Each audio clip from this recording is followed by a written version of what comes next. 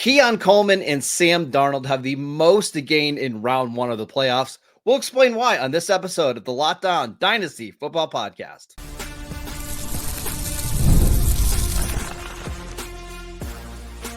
You are Locked On Dynasty Football, part of the Locked On Podcast Network. Your team every day. Here are your hosts, Marcus Mosher and Kate Madjuk. Welcome back to the Locked On Dynasty Football Podcast, part of the Locked On Podcast Network, your team every day. We'd like to thank you for making us your first listen of the day. This episode is brought to you by PrizePicks. Go to prizepicks.com/LockedOnNFL and use promo code LockedOnNFL, all lowercase, to win $50 instantly when you play $5. Welcome back. I am your host, Marcus Mosher. You can follow me on Twitter at Marcus_Mosher. Joining me today, as always, is Kate Madjuk. You can follow her on Twitter at Kate Madjuk. On today's show, we are previewing round one of the NFL playoffs. Kate, let's start with this. Which players have the most to gain from a dynasty perspective in round one?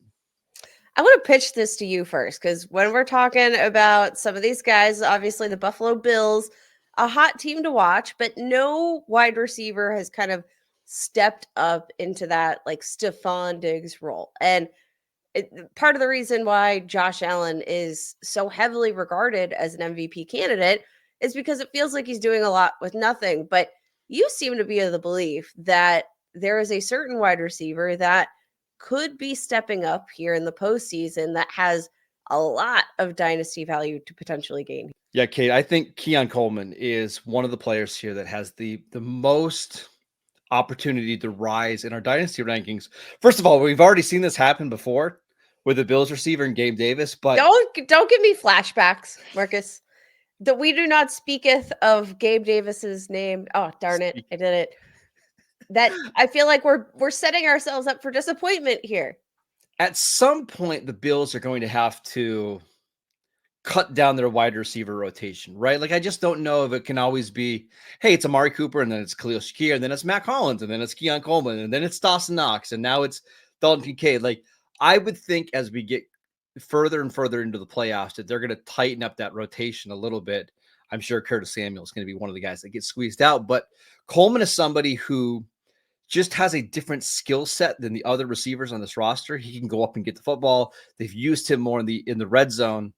I just think this could be a really good opportunity for him, especially to get some really good defenses that he's likely to play throughout the playoffs, assuming the Bills advance. He already has the high second-round draft capital. He's playing on arguably the best offense in the league with arguably the best quarterback. I just think if he can put together not massive games, like not 100 yards and 2 touchdowns, but 60 yards and a touchdown and show that he's improving, I wouldn't be surprised if all of a sudden we're talking about him as like a top 25 receiver in our dynasty leagues. Top 25. I'm going to be honest. That feels a little bit rich for me. But we know how people like to overreact to playoff Yes. performances. I'm not saying that we should rank him there. I just won't be surprised, again, if he has a strong playoffs, if that's where this ultimately ends up going. How would you describe Keon Coleman's rookie season? Did he meet your expectations? Did he surpass? Did he fall short? It's hard to say because he dealt with a wrist injury for a good chunk of the year. Do you know how many catches he had this year, Kate, without looking? 50? 29.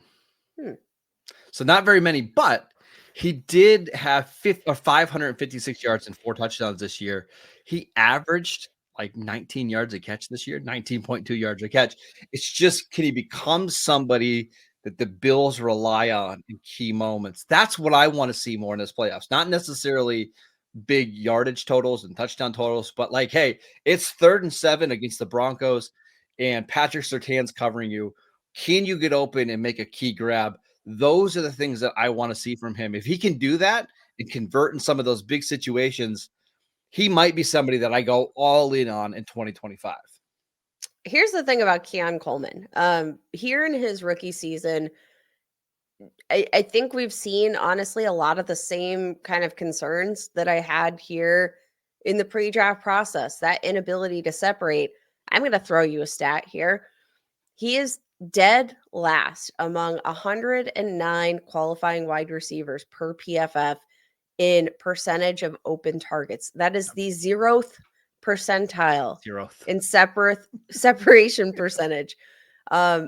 Really good after the catch, 93rd percentile in terms of yards after the catch per reception, but contested catch percentage, Marcus, 13th percentile per 16th percentile per PFF.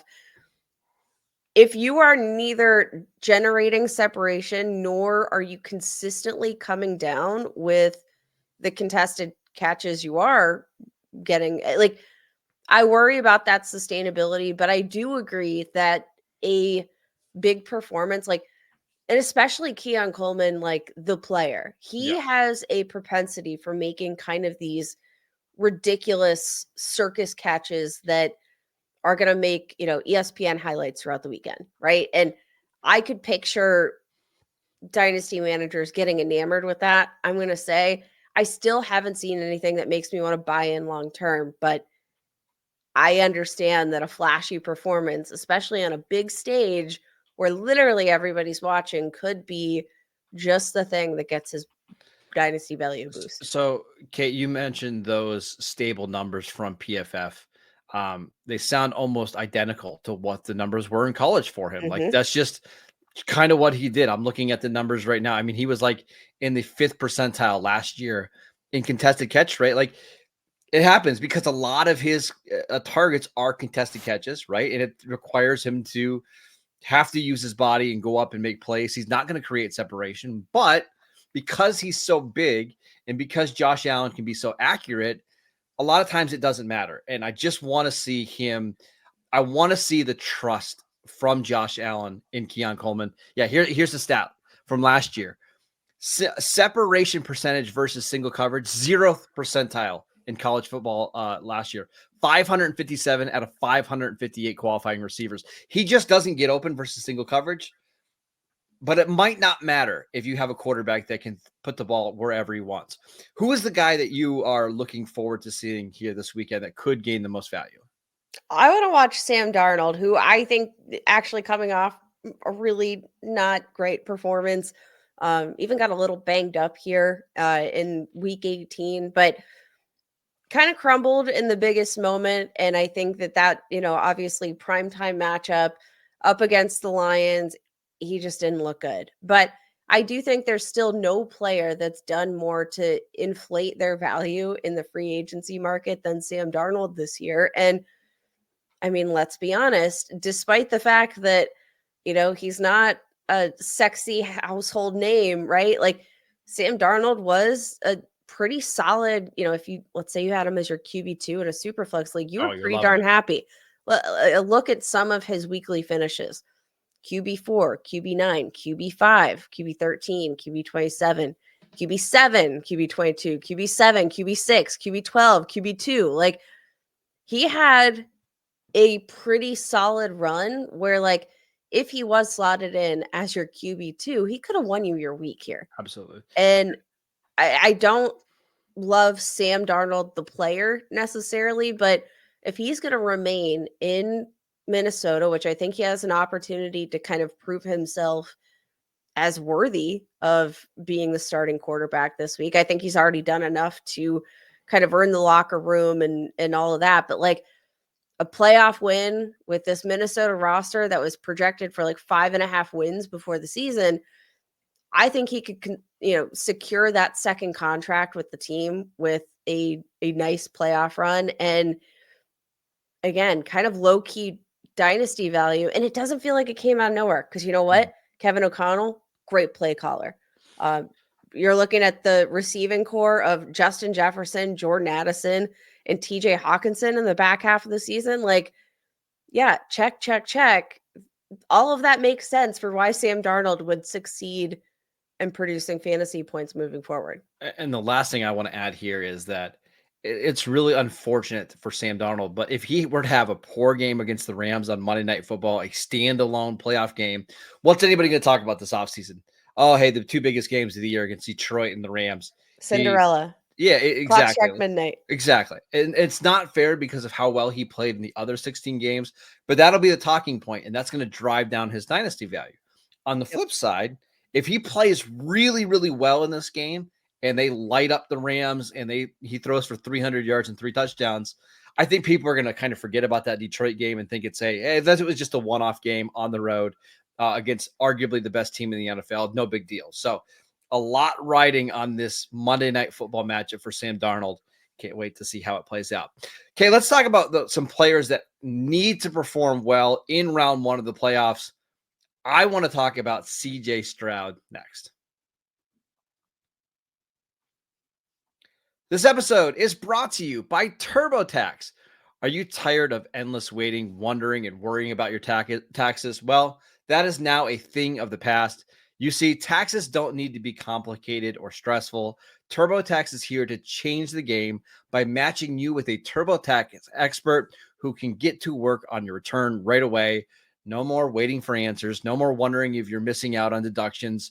Whether you've got one form or 20, like me, TurboTax experts give you your taxes their undivided attention while you get real-time updates on their progress so that you can focus on what really matters. You won't have to lift a finger, but you'll get the peace of mind knowing that your taxes are being handled by pros. Ready for stress-free taxes and the most money back guaranteed? Head over to TurboTax.com today and get matched with your expert who's ready to take your taxes off your plate so you can focus on your day. Only available with TurboTax Live full service. Real-time updates only in the iOS mobile app. See guaranteed details at TurboTax.com/guarantees. This episode is brought to you by PrizePicks. It's playoff time, and if you're like me, you want to get the most out of these final weeks of football action. That is where PrizePicks comes in. If you love football and want a chance to win real money while watching the games, PrizePicks is the place for you. It is the best way to turn your sports opinions into cash with daily fantasy player projections. With PrizePicks, you simply pick more or less on player stats like total passing yards or rushing touchdowns or receiving yards for a shot to win up to 100, not just 100, but how about this? 1,000 times your money. You can make your picks in less than 60 seconds, whether you're looking for a flex play to boost your payout or just want to cash out quickly. PrizePicks has got you covered. And with over 10 million members and billions in winnings, it's clear that people are absolutely loving this platform. I've been playing for a couple years now. It's so much fun. I can't wait to dive into the wildcard action. And we've got a special deal for Locked On Dynasty Football listeners. Download the app today. Use promo code LOCKEDONNFL to get $50 instantly after you play your first $5 lineup. Again, download the app today. Use promo code LOCKEDONNFL to get $50 instantly after you play your first $5 lineup. PrizePicks, run your game. Welcome back to the Locked On Dynasty Football Podcast. We'd like to thank you for making us your first listen of the day. Okay, let's talk about some players that need to perform well in round 1 of the playoffs. Who do you got?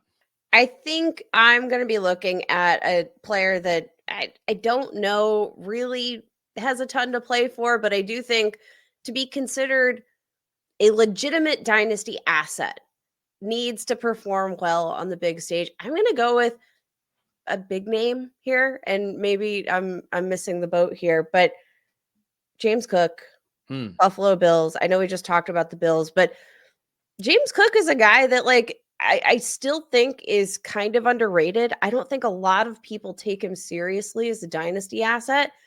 And I do think in order to kind of maintain this value that he built on the stat sheet, he produced as an RB1. He was very dominant in the touchdown department, but it does feel like he kind of has to maintain that this week in order for him to maintain that value. Even though he's done it all season long, it still doesn't feel like he's on stable ground just yet.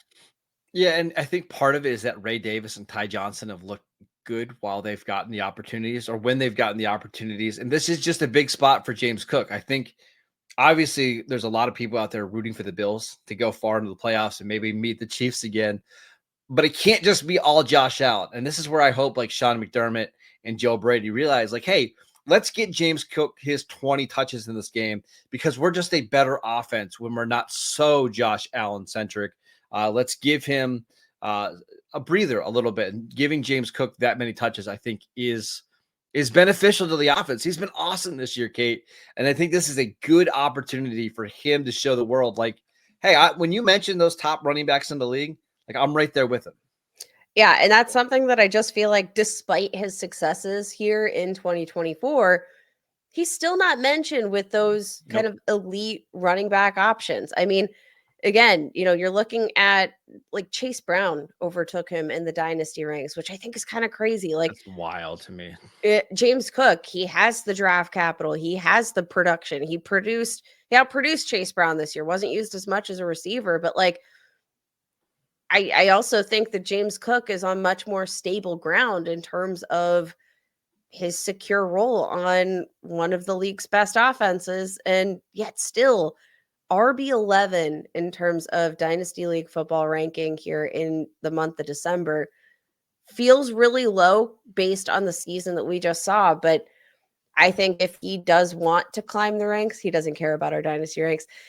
But if he is going to climb in the like respect department, he needs a big game and he needs to get some touches. Like you said, I think this is a situation where, the offense needs to balance itself out a little bit. And I think that's kind of been their fault in years past, has been leaning too heavily on Josh Allen. Not that he can't do it, but just at the sacrifice of just overall efficiency. And this is a big moment. For me, it's C.J. Stroud. At this time last year, C.J. Stroud was being drafted as a top 5 dynasty quarterback. That's obviously fallen quite a bit, and there's been a lot of reasons and excuses for why that's happened. Obviously, they've lost 2 receivers, and Stephon Diggs and Tank Dell. The offensive line has not been great. But like from a real life NFL perspective, if CJ Stroud wants to be thought of as like an elite quarterback, you've got to figure out ways to be good on offense, even when you're missing some receivers. I look at like Lamar Jackson this week is playing without Zay Flowers. Patrick Mahomes has basically been playing all year without Rashee Rice. Buffalo has had receivers in and out of the lineup. We mentioned Keon Coleman missed time. Dalton Kincaid missed a bunch of time. Amari Cooper has missed some games, and yet this is maybe Josh Allen's best year ever. He still has Nico Collins. He still has Dalton Schultz. He still has John Mechie, who was a second-round pick. I know that this is a good defense that they're playing against with the Chargers, but I need CJ Stroud to show us something. Maybe not necessarily win the game, but show us that you can still put up big passing numbers, because we just haven't seen that this year. And in fact, if you look at like all the advanced numbers, Kate, since week 8, when Bryce Young returned to the lineup, Bryce Young has outperformed him in every single category. I need CJ Stroud to look like a franchise quarterback this week. Yeah. And again, like you mentioned, there have been kind of a lot of, I think, contributing factors to some of CJ Stroud's backside. I definitely think the offensive line was one. Just kind of a lack of discipline in general on offense. A lot of penalties this year. I think, Bobby Slowick maybe was kind of figured out as an offensive coordinator a little bit and saw some changes or saw some decline there. But it all comes back to the quarterback, right? Because the quarterback is the guy that, regardless of the circumstances, you at least want to see the leadership. You want to see him not taking 4, 5, 6 sacks. You want him to holding the ball, making bad throws on third down, right? All that kind of stuff. You want to see him making just good, sound decisions, even when it feels like the pieces are kind of coming apart. And I mean, there's probably not a player that lost as much significant dynasty value as CJ Stroud this year. Entered the year considered a top 5 quarterback. Right now, he's being ranked behind Drake May, like QB 13 in Dynasty Startup ADP for the month of December. And again, a guy that I could imagine like maybe eking his way back into the top 10 with a really solid performance in these circumstances. Or I could see him tumbling down the ranks even further if things go south. Yeah. Again, I'm not even saying that he needs to put up big numbers, right? But like if he beats the Chargers and then they play, let's say, Pittsburgh in round 2, because I think the Steelers are going to beat the Ravens. They play Pittsburgh in round 2, and he plays really well in that game. I think that would go a long ways to rebuilding his dynasty value. But if he gets into this game against the Chargers and it's just so clear there's a massive talent gap, and there is, between Justin Herbert and CJ Stroud, and it's like, oh, this is what a franchise quarterback looks like. This is what a good quarterback looks like. I wouldn't be surprised to see his dynasty value continue to tumble over the next few months. Yeah, I think it's going to be also the juxtaposition of these two offenses, and they could not be in more different positions, just about in every aspect on either side of the ball. So But the weapons shouldn't be all that different, right? Like, do you think Nico Collins and Dalton Schultz is that much worse than Ladd McConkey and a banged up Quentin Johnson? No, I think it goes far beyond like the receiving core. I think the play caller, I think the offensive line, the play. I agree. It's the offensive ecosystem, not necessarily the weapons. Though I do think, Nico Collins, give me Nico Collins almost over any wide receiver any day. But it's the ecosystem that is so different. It's all these circumstances that contribute to the success of these players. It's the discipline. It's the lack of, it's all of these things that makes a pretty significant gap between CJ Stroud and Justin Herbert right now. And I think seeing like these two teams in particular play each other could go in the wrong way for CJ Stroud. But if he looks good, man, it's going to look good. All right, let's talk about some players that we are excited to watch. We're going to call them playoff sleepers. We will get to that next. This episode is brought to you by FanDuel. From big upsets to game-winning drives, the NFL playoffs are better with FanDuel because right now, new customers can bet $5 and get $200 in bonus bets, guaranteed. That's $200 in bonus bets, win or lose. The FanDuel app gives you everything you need for live bets, same-game parlays, and so much more. I was looking at the lines this morning. I like a 6-point tease with the Chargers and the Steelers. You can move that Steelers line up to like 15.5, 16, depending on what it lands at. You can move the Chargers to +3 against Houston. I think that's really fun. Or just listen, I think Pittsburgh's going to beat the Ravens this week. So just go take Pittsburgh on the money line. Just visit FanDuel.com to join today, and you'll get started with $200 in bonus bets. That is FanDuel.com. Make this playoff season unforgettable with FanDuel, an official sportsbook partner of the NFL. Welcome back to the Locked On Dynasty Football Podcast. We'd like to thank you for making us your first listen of the day. For your second listen, check out the new Locked On NFL show. 2 shows every single day. 1 in the morning with Tyler Rowland, 1 in the afternoon with Tony Wiggins, available wherever you get your podcasts. All right, Kate, let's talk about some playoff sleepers. Who are you keeping an eye on from a dynasty perspective in round 1? How about Rams wide receiver Jordan Whittington, rookie, who I think has like a pretty clear pathway to securing a wide receiver 2 role here in the offense moving forward. Based on Cooper Kupp's recent performance, I do have to wonder kind of what is his future here with the Rams over the past 3 weeks. 0 yards, 24 yards, 29 yards. He has been a non-factor for the Rams in this back half of the season. And it's not like the Rams offense hasn't been hot, right? Like, yeah, we've seen when this receiving core is fully healthy, particularly with Puka Nacua, that this offense can look like the good old days. And Cooper Kupp just has kind of slowly tapered off down the line. He's still playing the bulk of offensive snaps. So it's not like he's not on the field. He's just not being heavily utilized. Rookie Jordan Whittington hasn't had a ton of opportunities this year, but we have seen him step in games where we haven't had Cooper Kupp available. Mm-hmm. And boy, he's looked pretty darn good. Here in week 18, 3 catches, 86 receiving yards. Weeks 4 and 5, 62 yards, 89 yards. I think this is an offensive ecosystem that I want players attached to Sean McVay calling the plays. Matthew Stafford is quarterback. And Jordan Whittington, I think if he has a really good game, could gain a lot of dynasty value. But also, if he has a good game, maybe we see him kind of take over the reins as wide receiver too. And maybe we'll make this Rams offense feel a little bit more comfortable about potentially moving on from Cooper Kupp this offseason. And my guy is Marvin Mims, who we've been talking about a lot over the last couple of weeks. He's producing. He's producing. What's frustrating about Marvin Mims is that he's just not really playing any more snaps than what he has been over the last couple of weeks, but he continues to look awesome. And it's one of these things where I think Sean Payton wants him to get involved, but I think he wants him to continue to develop as a more well-rounded player before he gets more opportunities in this offense. But Kate, let's just go through some of his last games. 5 for 51 and 2 touchdowns against the Chiefs. 8 for 103 and 2 touchdowns against the Bengals. 3 for 62 against the Chargers. 3 for 105 and a touchdown against the Browns. 2 for 49 and a touchdown against the Falcons. Like, he's putting up numbers, and I really like what we've seen from him. He finished the season with 503 receiving yards, 6 touchdowns.